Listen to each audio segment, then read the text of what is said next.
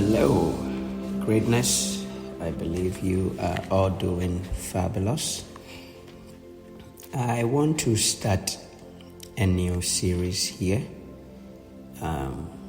reading some books that have some great influence and impact in my life, both as a Christian as well as an entrepreneur. And so I want you to, follow this series as I go through them. So again, it's going to be more reading of some books that has been a huge blessing to me.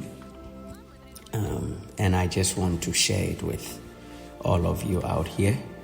So the first book I want to start with is Christ in You. Christ in You by Joseph Berner. Joseph Berner. And the last name is spelled Benner. And these are essays, short essays that he wrote. And so it's going to be a daily thing. It'll come your way every day. I guess since it's 45, that means for the next 45 days, we are going to go through this and enjoy it, build ourselves up together, because I believe that the destinies of men are with the people and the things they encounter, right? So for a person to be able to uncover and enjoy fully what they were destined to be, it will always unravel or become a reality based on the people that they encounter as well as the things. And some of these things could be the books that they read. So please, I want you to join me. This is going to be a 3-part edition, as I've just said, of 45 essays. The first part 1, is Christ in You. Christ in You. And the second part is mind and soul, their relation to the body. Mind and soul, their relation to the body. And the part 3, my favorite, is divine humanity. Divine humanity. Because it looks like sometimes we look down on this person called human being, right? Many people have not discovered themselves. And so they live a life less of who they were really and created to be. And that's why I'm excited about going through this book with you. After that, there's a lot of books that we are going to go into. So stay tuned and join me on this journey. Thank you so much, and God bless you. So we are going to start part 1, lesson number 1.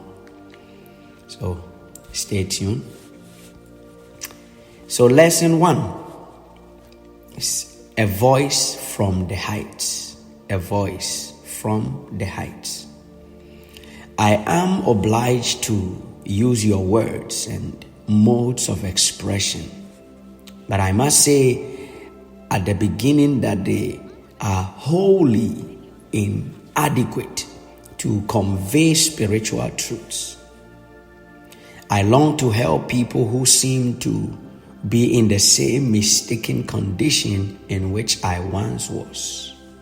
For man does not know himself. And this is one of the greatest things in life. Man does not know himself. We will consider together something of the truth of being. The most essential and the first of all things is being. You are not the outward and visible form that you think you are. This is the feeblest and the most distant likeness of your real self. I will explain by illustration. So when an artist paints a picture, he does not put on canvas the reality. He only gives you simply a copy of that which is within himself. The real picture is on the spiritual plane, and it exists there much more truly than on the canvas.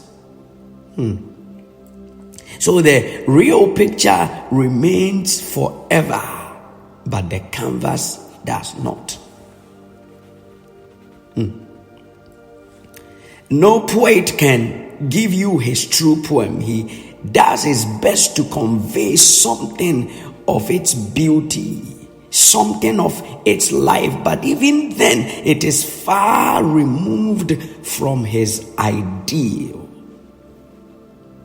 That too is on the plane of reality. So what Joseph Berner is saying here is that everything that we experience in the natural plane, the physical plane here, is not the reality. It's not the truth of what it really or it truly is. And as he gave that example, when an artist is drawing something on a canvas, we look at the picture and we are amazed, right? We are amazed about what has been created. But if we could truly see into the mind and the heart of the artist, we talk about Picasso and his drawings and paintings and all of those things. But if you could dive into the very heart and the core of Picasso, you will realize that the things he saw in his mind's eye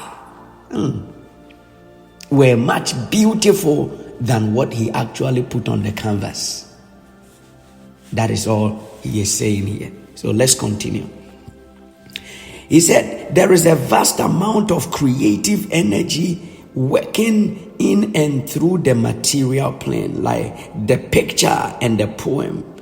This energy is invisible to you, but we want you to distinguish between reality and shadow.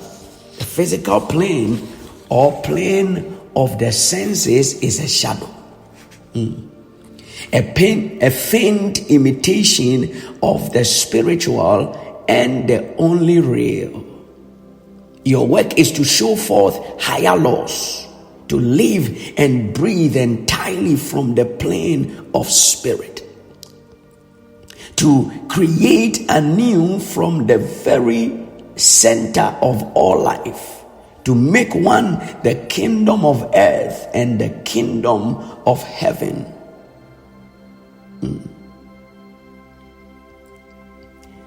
So,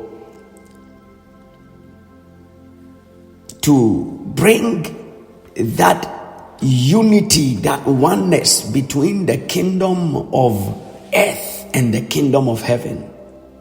Remember, as Jesus taught the disciples how to pray, he said that thy kingdom come, thy will be done on earth as it is in heaven. So the goal of the Godhead is to create uniformity, cohesiveness between heaven and earth. He said, you are not to think of yourself and the universe now visible to you as real. It is this that constitutes the difference between us. We have entered into a larger consciousness of God, whereas you are content with the shadows of things.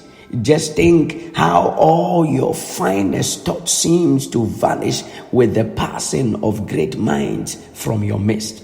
Yet this is not the case, as you will discover when you awake to the knowledge of a life that ever progresses from the unreal to the true. When this consciousness permeates the whole human race, you will be lifted to a higher plane, for growth is simply a larger consciousness. My goodness. Heaven is not a place, but a consciousness of the Godhead. God cannot be thought of as a personality, since God is all and in all. The absolute is above and beyond the conception of finite mind, yet infinitely meek and lowly, filling all space.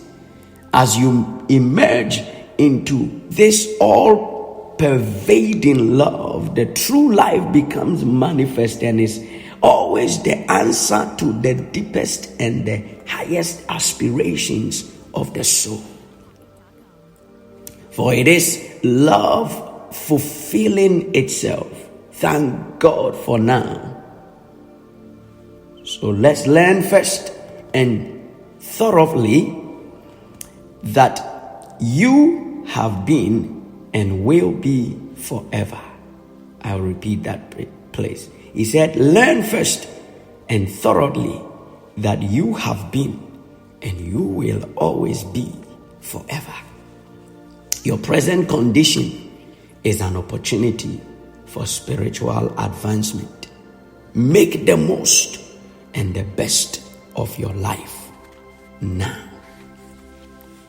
And that is the end of lesson number 1. The voice from the heights. Thank you so much, and please don't forget to subscribe so that you don't miss out on this journey of growing into the fullness of our being. So I want to also encourage you that if you can put in the chat, right, in the comment section, what stood up with you in this first lesson. I will join the conversation. For me, what really stood up to me, a couple of things. One is that he said, when a poet or a painter is painting, what he puts on the canvas, or what the poet writes, is not a depiction of what they actually see within themselves. There is something deeper in them than what is actually produced on the physical plane. That's one thing that really stood up to me. Another thing is that he said God, or he said consciousness or heaven is not a place, but a consciousness of God, right? Heaven is not a place, but a consciousness of God. So please put in the comment section what one thing, just one thing that really stood up to you. Thank you once again, and God richly bless you. I'll see you in lesson 2. This is your brother, Vincent Opon.